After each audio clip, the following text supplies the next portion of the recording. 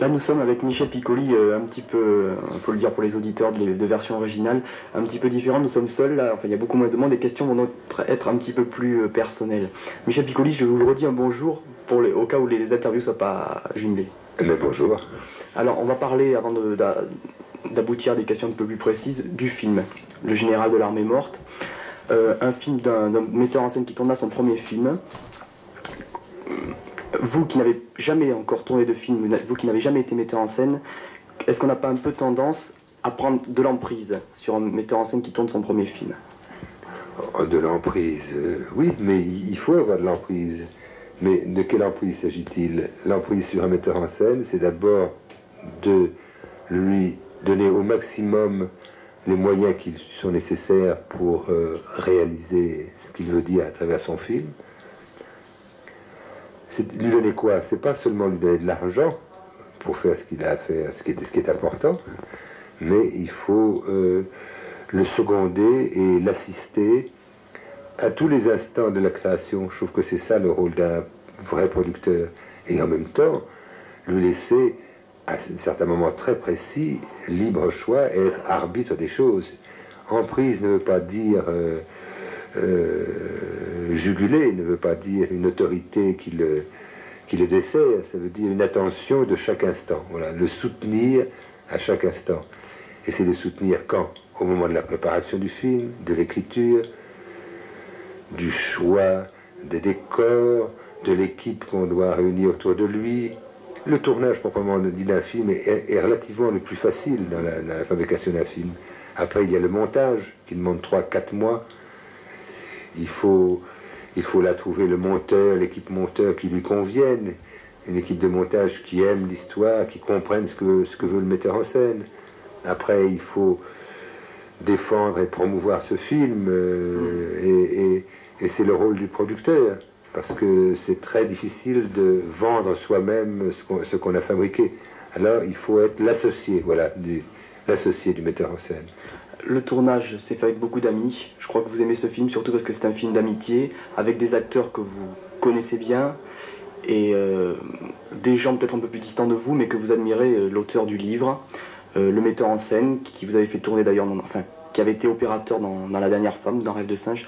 L'amitié, c'est quand même quelque chose d'important, cinématographiquement parlant pour vous. Oui, l'amitié, attention, pas dans le sens nous sommes entre amis, nous allons bien rigoler, nous allons bien nous amuser, et quelquefois ce genre de réflexion peut faire aller vers un laisser-aller, vers une espèce d'auto-satisfaction, d'auto-amusement.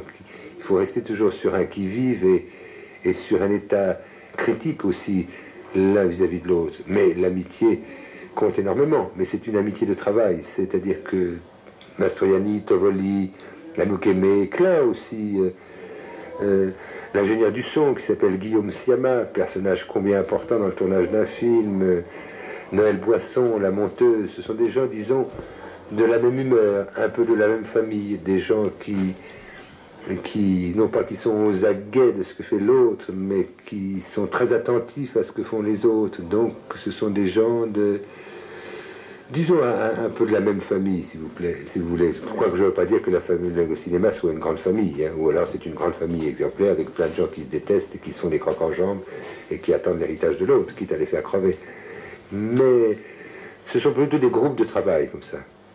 Parlons un peu du début de l'année, j'avais été assez surpris de voir sur un journal que vous aviez été interdit d'antenne sur TF1 au moment du Prix du Danger. Alors peu importe ce que vous pensez du film, est-ce que d'abord l'anecdote est vraie?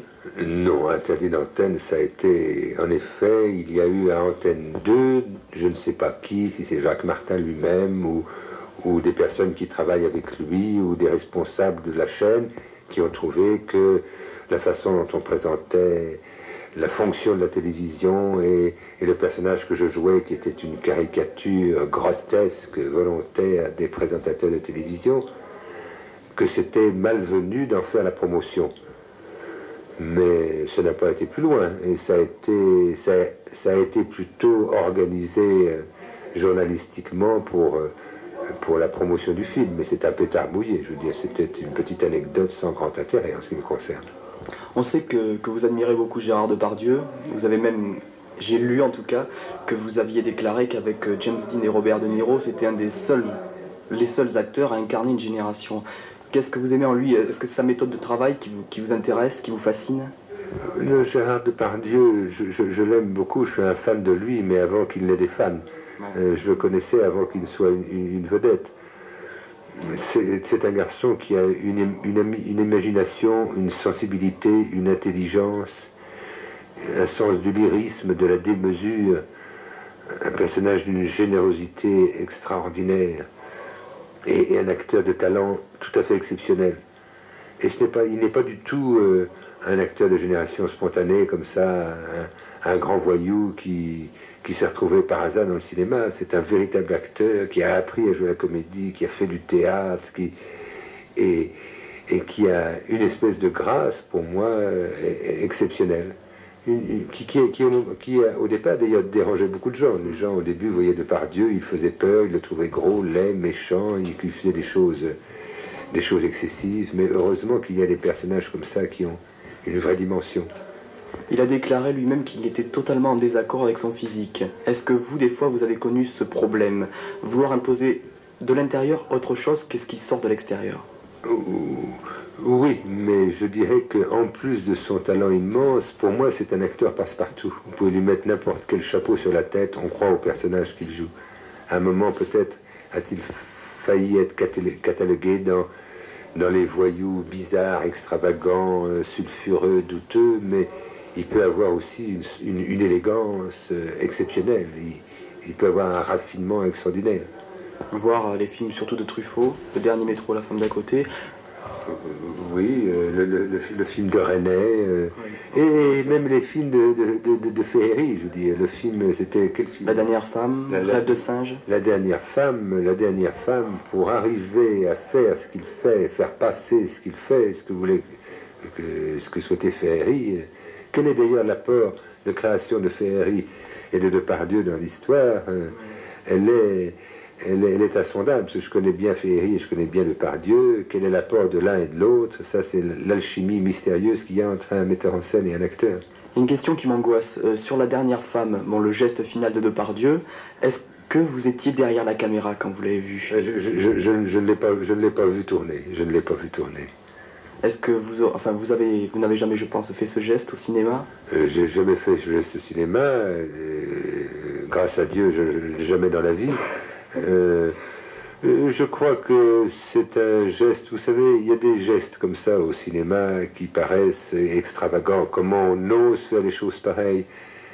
Mais heureusement que les artistes, comme on dit, et de l'imagination, et aussi un amusement, une moquerie sur jusqu'où aller trop loin, et quelquefois il faut aller trop loin.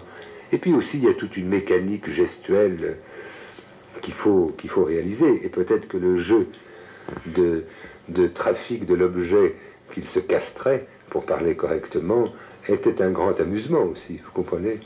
Toutes les manipulations, toutes les tricheries, tout le factice du cinéma est un jeu merveilleux. Est-ce que les sentiments et les regards que vous portiez envers Berg, dans cette mort sur ordonnance, c'est pas un peu ce que vous portez sur Depardieu maintenant? C'est vous qui faites un amalgame des deux. Oui, c'est assez risqué, ouais, je crois. Oui, non, mais ça pourrait être, absolument. Parmi les jeunes acteurs français, morts ou vivants, on parlait de Devers tout à l'heure, mais micro fermé, est-ce qu'il y en a qui vous plaisent? Je veux dire que j'en suis resté à Depardieu, mais il y en a d'autres qui me plaisent, mais qui n'ont pas le lyrisme. Et il y en a un qui me plaît beaucoup, avec qui j'ai tourné, d'ailleurs que je connais bien. Les autres, je ne les connais pas. Ou je ne les ai pas vus au cinéma, ou je n'ai pas tourné avec eux. Lanvin, j'aime énormément Lanvin, comme individu et comme acteur aussi. Mais il ne faudrait pas qu'il se laissât cataloguer dans des petits personnages de petites histoires. Il a lui aussi un regard et une présence qui vont bien au-delà des histoires de petits personnages quotidiens ou de petits revolvers dans la main, je veux dire. Si vous n'aviez pas été acteur de cinéma, Michel Piccoli, vous aviez songé à un métier dans votre enfance? Non, j'ai toujours rêvé d'être acteur, mais acteur de théâtre. Moi, j'ai commencé par faire du théâtre. Ouais. Pendant 20 ans, je n'ai fait que du théâtre. J'ai joué au moins 40 pièces au théâtre, mais ça, vous ne pouvez pas le savoir, il y a trop longtemps. D'ailleurs, j'y reviens maintenant, c'est pas un hasard. Parce que quand on a eu la passion et qu'on sait ce que c'est que pour un acteur, le théâtre, c'est comme... c'est le sucre de ce métier. Je dis pas la pureté, mais enfin, il ne faut pas le quitter. Si on le quitte, si le cinéma vous le fait quitter, il y a quelque chose en vous qui meurt. Je veux dire, c'est une régénérescence de refaire du théâtre. C'est retourner aux sources, c'est retourner vers la vraie sensualité, de ce qu'est le métier de comédien devant un public. C'est peut-être pour ça que Adjani a voulu rejouer Mademoiselle Julie et que Depardieu est en train de monter le Tartuffe. C'est peut-être pour les mêmes raisons que vous venez d'évoquer. Oh, sûrement. Tous les acteurs qui ont fait du théâtre, tous rêvent d'en refaire. Pourquoi ils n'en refont pas? Peut-être qu'ils n'ont plus l'énergie d'en refaire, peut-être qu'ils ont peur de retourner au théâtre, parce que c'est une autre discipline, c'est un autre travail, sur le plan physique, sur le plan de la mémoire, sur le plan technique. Et si on perd la technique du théâtre, on a peut-être peur, comme ceux qui n'en ont jamais fait et qui ont peur de commencer à en faire. Y a-t-il des metteurs en scène encore qui vous fascinent? Je dis ça parce que, comme vous êtes ami avec beaucoup de metteurs en scène avec lesquels vous tournez, il est des fois difficile d'avoir une grande admiration pour des gens qu'on aime beaucoup. Oh, heureusement, je suis parti pris. Les gens disent toujours, mais vous savez, je vous dis ça, mais je ne suis pas de parti pris. Mais je trouve ça, c'est se débiner d'une façon énorme devant les choix qu'on fait dans la vie.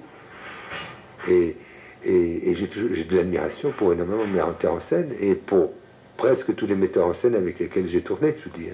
Avez-vous donc une certaine admiration, fascination pour les metteurs en scène? Oh oui, mais même presque tous les metteurs en scène avec lesquels j'ai travaillé. Et par exemple, Ferreri, Sautet, des gens avec lesquels ceux-là j'ai beaucoup travaillé avec eux, mais j'ai toujours la même fascination et c'est normal qu'il y ait un temps où on ne travaille plus avec eux parce qu'il faut changer de tête aussi, on change d'humeur, les metteurs en scène changent de monde aussi, heureusement, mais j'ai qu'une hâte, c'est de retravailler avec eux. Pour Marco Ferreri, justement, Huppert a dit qu'il était détestable, impitoyable. Depardieu n'était pas toujours très satisfait des rapports qu'il entretenait avec lui. Vous êtes beaucoup plus, non pas indulgent, mais votre amitié est réelle avec lui. Peut-être parce que vous partagez les mêmes fantasmes, les mêmes aspirations. Oui, non, mais Huppert a le droit d'avoir son opinion. Depardieu, je crois savoir pourquoi à un moment il y a eu des frictions, mais je crois qu'ils vont retourner ensemble. Ce sont des histoires passionnelles, ça. Mais Ferreri, j'ai une telle amitié, une telle tendresse, une telle admiration pour son travail que, quels que soient les parce qu'on peut avoir des heures, d'ailleurs, entre amis, heureusement, d'ailleurs, non, on peut avoir des moments de querelle, mais jamais je ne me laisserai aller à ces mauvaises petites querelles, je veux dire. Il y a quelque chose de plus fort qui existe entre nous qui fait que il faut passer sur des moments ou des humeurs difficultueuses qu'il peut y avoir.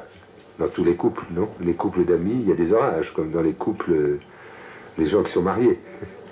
Vous avez des enfants, Michel Piccoli? J'ai une fille et je suis même grand-père, oui. Est-ce que vous montrez souvent vos films quand ils passent à la télévision, car je crois que vous ne possédez pas de magnétoscope, à votre fille? Ma fille mène sa vie, nous ne vivons plus ensemble. Alors oui, avant, oui d'accord, excusez-moi. Avant, quand elle était un petit peu plus petite. Non, je ne l'ai jamais, peut-être à tort d'ailleurs, je la laissais assez loin de mon travail, je l'ai laissée, non, je ne la prenais pas en otage pour admirer ou juger son père. Mais quels sont vos films de chevet? Je parle des vôtres, les films dans lesquels vous dites il y a quelque chose d'au-dessus, même si j'en étais pas conscient à l'époque, qui passe et qui rayonne complètement. Je dirais les films de Buñuel, les films de Godard, Ferreri, Michel Deville, Francis Giraud, Ruffiot, Berlanga. Tous, quoi. Non, pas tous. Faraldo, Temrock, Granier de fer, Une étrange affaire, et peut-être un autre que je vais tourner avec lui. Mais vous savez, tout ça, c'est très difficile de faire comme ça des tableaux sur les préférences ou pas, parce que je ne dis pas que tout se mélange, mais c'est un labyrinthe extraordinaire de travaux qui peuvent diverger, mais qui peuvent se retrouver après. C'est un long puzzle sans fin, un travail d'acteur, ou avec les metteurs en scène dont on fait partie de leur travail, ou avec les nouveaux metteurs en scène. Chacun se charge ou se décharge suivant l'apport qu'un comédien peut lui apporter parce qu'il a travaillé avec un autre. Vous comprenez? Ouais. C'est un travail de vase communicant très bizarre. Les metteurs en scène américains ne vous contactent pas souvent? Ben, non, mais pourquoi me contacteraient-ils? Il y a des comédiens superbes aux États-Unis, donc ils n'ont pas besoin de moi. 2, il y a le barrage de la langue. Oui. Ben, ça suffit, je veux dire. ça suffit. D'ailleurs, les Américains font très peu appel aux acteurs européens. Comme d'ailleurs, le cinéma français fait très peu appel aux acteurs américains. Ce sont 2 mondes quand même très éloignés. Hein. Le Concorde est rapide, ou même les Charters, mais il y a quand même cet océan fantastique qui fait que ce sont 2 mondes qui se fascinent, mais un peu frères ennemis quelque part. Radio Cambos. Version originale. Il faut toujours aller voir les films en version originale. Hein, parce que la voix, ça compte. Il faut mieux écouter. C'est comme si vous écoutiez un instrument de musique. Si ça s'éteint, vous ne pouvez pas faire jouer un saxo par un violoncelle. Alors, gardez toujours les versions originales, en particulier pour cette émission. Et qu'il fallait tout emporter là-bas.